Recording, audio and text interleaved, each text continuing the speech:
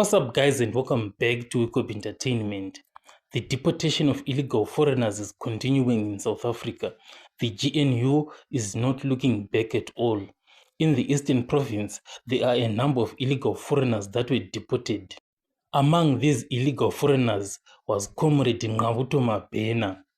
You all know him. He is a popular YouTuber who talks about ZEP, a number of foreign issues that are affecting Zimbabweans who are in South Africa.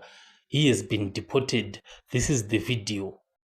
As you can see there, Ngqabutho Mabhena is getting into the truck. He is being deported back to Zimbabwe. He sits amongst other illegal foreigners and he is going back to Zimbabwe.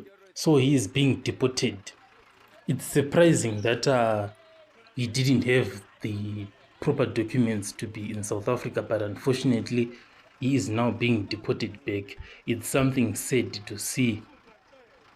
You wouldn't want to see Ngqabutho Mabhena being deported. It's just so sad he didn't have the proper documents. Another user also questioned and asked for confirmation and said, was that Mabhena? And the confirmation came and said, yes, from Mandela Bay, that is in Eastern Cape Province.